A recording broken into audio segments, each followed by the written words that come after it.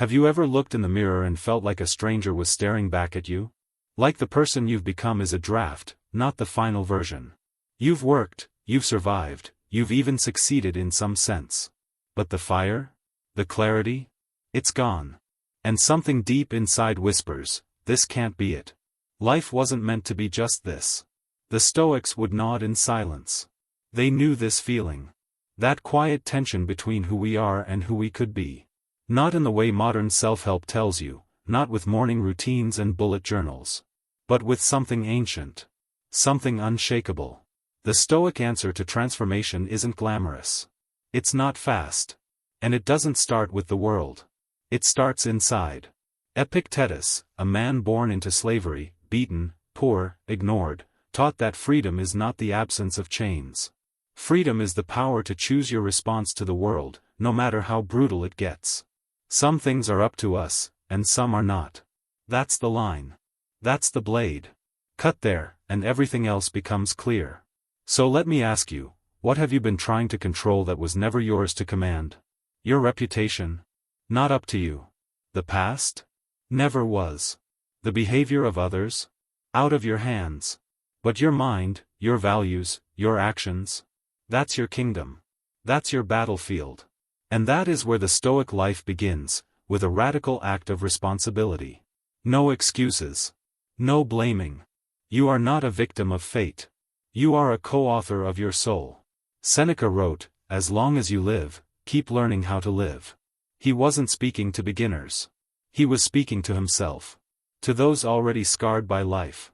And that's what makes Stoicism powerful. It doesn't ask where you started. It asks who you are becoming. Most people drift through their lives like leaves on the water, carried by the current of emotion, opinion, and chance. But you, if you're listening now, you're not most people. Something in you is tired of drifting. You want the helm back in your hands. But first, you must make peace with one truth: no external change will fix an internal misalignment. You can change cities, partners, jobs, but if you bring the same mind with you, the same fears, the same reactions, you've changed nothing. Stoicism is not about escaping pain. It's about changing your relationship to it. You stop asking, "Why is this happening to me?" and start asking, "What strength is this calling me to develop?" That shift, that one shift, is the beginning of your new life. And it starts in the smallest of moments. When you're cut off in traffic and choose calm instead of rage. When you're overlooked for praise and choose humility over resentment. When life disappoints you, and you choose, again and again, not to become bitter. This is the hard path. But it is the only path that leads somewhere real. The Stoics had no illusions about life. They didn't believe in perfect mornings or permanent happiness. They believed in virtue. In self-mastery. In preparing your soul for anything, success or ruin. Love or loss. Health or decline. Because the point is not to win. The point is to be unshakable. You can begin this today. Not by fixing your whole life. But by mastering one decision. Just one. Choose to act with reason where you would have reacted with impulse. Choose to hold your silence when you want to lash out. Choose to remember what is yours, and release what is not. This, my friend, is how transformation begins. Not with thunder. But with the quiet discipline of a mind reclaiming its strength. Change doesn't come from understanding alone. It comes from remembering, again and again, what you've already understood. And this is the Stoic's greatest struggle, not to learn more, but to live what he knows. Every morning, you wake up with a choice: repeat yesterday, or begin to live differently. And most people, not because they are weak, but because they are asleep, choose to repeat. They slip into their patterns like old shoes. They wear their wounds like familiar clothes. And they call it life. But you're here because something in you knows that you were meant for more than survival. Seneca wrote that we suffer more in imagination than in reality. Think about that. We rehearse tragedies that never arrive. We fear conversations that never happen. We lose peace over futures that may never come. You carry entire burdens in your mind, and you call them responsibilities. But are they? The Stoic practice begins when you dare to observe your mind. When you notice how you twist a simple moment into a story of defeat. When you see how quickly you take things personally, how easily you're drawn into other people's storms. And you say, not this time. It's not about becoming cold. It's about becoming clear. You are not your emotions. You are not your thoughts. You are the one who sees them rise, and chooses whether to follow. Marcus Aurelius, ruler of the greatest empire in the world, reminded himself every day, you have power over your mind, not outside events. Realize this, and you will find strength. Can you imagine a man of such power reminding himself of that? Because he knew, no title, no army, no glory can protect a man from his own mind. You could be surrounded by luxury and still be a slave. You could have respect, followers, success, and still be tormented by fear. So if you want to change your life, begin with how you meet discomfort. Do you avoid it? Distract yourself from it? Get angry when things don't go your way? Or can you, even for a moment, say, let this sharpen me? You don't grow by wishing. You grow by bearing what is difficult, without letting it corrupt you. The gym of the soul is life itself, delays, disappointments, disrespect, even loss. These are not curses. These are your training grounds. Don't wish they were easier. Get stronger, cleaner, calmer. There is no greatness without endurance. Seneca once said, no man is more unhappy than he who never faces adversity. For he is not permitted to prove himself. What are you proving with your comfort? What are you becoming through your avoidance? Look at the person you admire most, not the one you envy, but the one you deeply respect. Why? Likely not for what they own, but for how they carry what life throws at them. For their poise under fire. Their peace under pressure. That's not magic. That's practice. A Stoic doesn't expect ease. He expects difficulty, and prepares for it. Don't misunderstand this. Stoicism is not a rejection of joy. It's the rejection of dependency on joy. It is joy that is earned, because you've made peace with pain. It's gratitude that's real, because you no longer feel entitled to anything. If you're waiting for everything in your life to fall into place before you can feel free, you've already lost.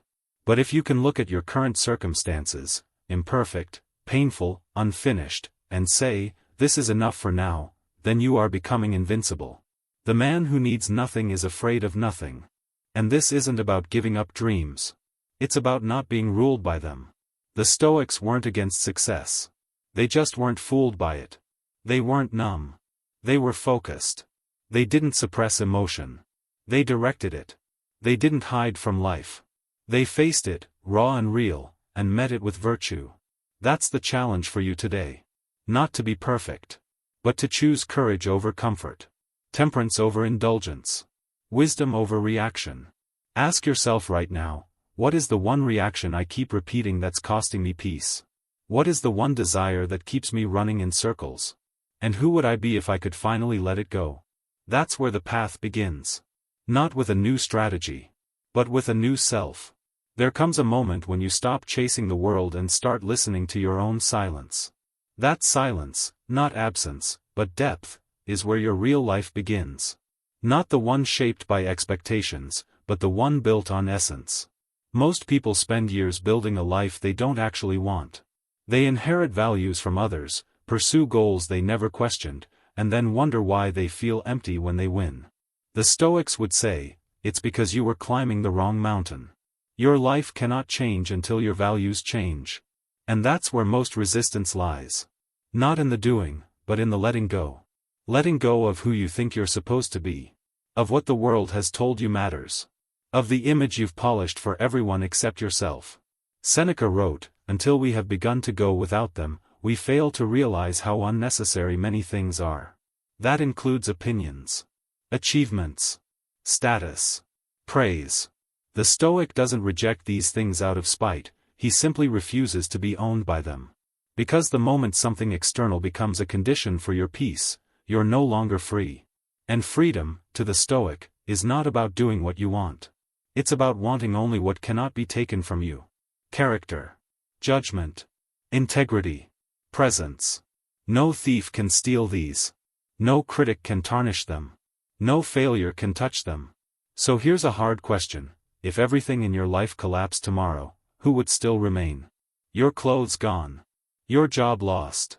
Your name forgotten. Would there be anything left standing in you? The Stoics trained for that question every day. They rehearsed loss not to live in fear, but to live in clarity. What would I do if I lost this? They asked. How would I stand? What would still be mine? You are not defined by what you hold, but by what you can live without. The goal is not detachment. It's inner structure. Marcus Aurelius lost children. He lost friends. He led during plague and war. Yet he never lost himself, because he had built something deeper than circumstances, a philosophy of self-rule. He reminded himself daily, you could leave life right now. Let that determine what you do and say and think. Do you see the courage in that? Not morbid, but empowering. Because when you remember death, you remember urgency. Not to panic, but to live. Fully. Presently. With truth. There is no someday. No perfect moment. No finish line where everything finally feels whole. There is only this breath. This action. This choice. And then the next. So what are you waiting for? The Stoic life is not something you think your way into. It is forged through repetition. Through awareness. Through confronting, every day, the question, am I becoming more free, or more entangled? Most people gather chains and call it progress. They gather admiration and call it love. They gather distractions and call it joy. But what are you gathering? Every desire you follow without examination is a thread tied to your neck. Every impulse you obey without reflection is another step away from sovereignty. This is the war the Stoics spoke of, not against others, but against illusion. To live by truth means letting go of comfort, and instead holding fast to your principles even when they cost you something. Especially then. Because values that only survive convenience are not values, they're decorations. And you've had enough of decoration, haven't you?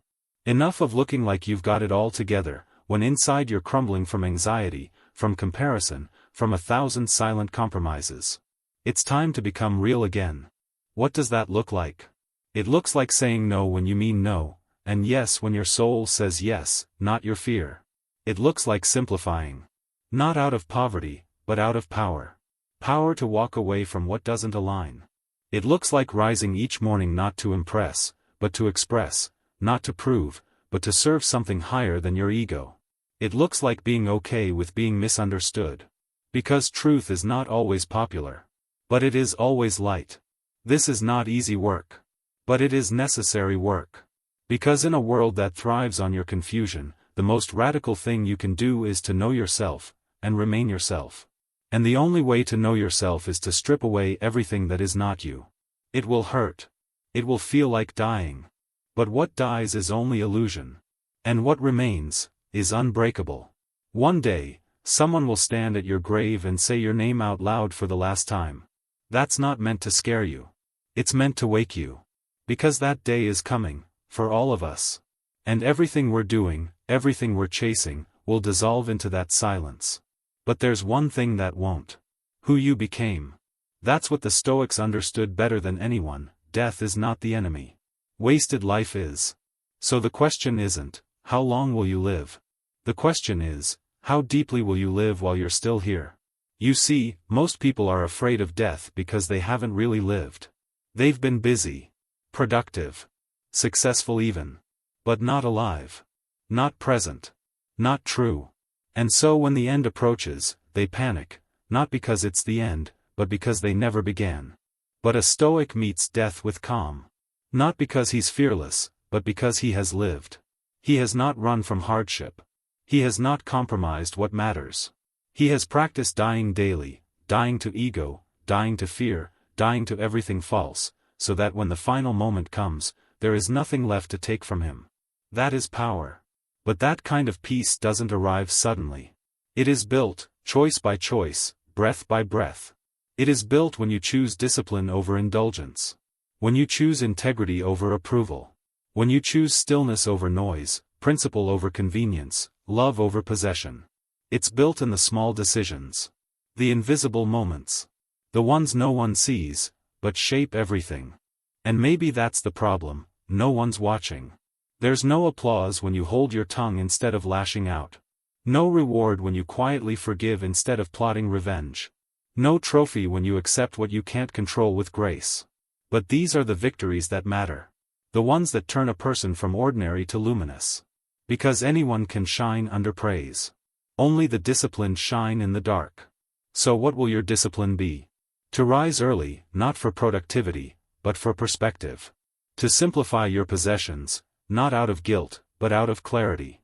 To keep your word, even when it costs you something.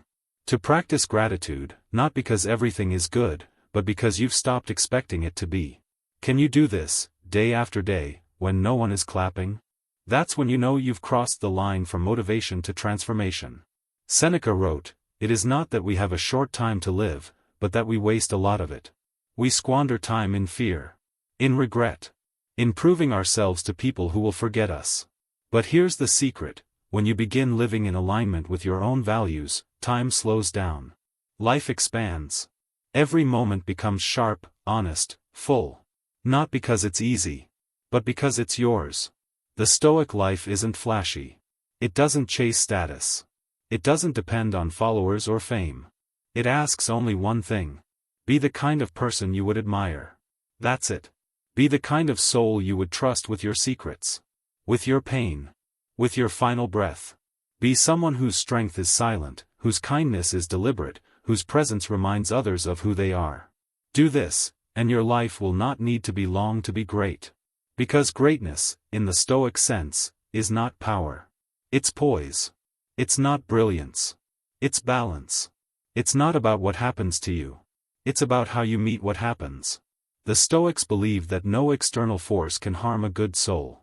That means if you are anchored, no insult can humiliate you, no loss can break you, no success can intoxicate you. You become a quiet storm. A steady flame.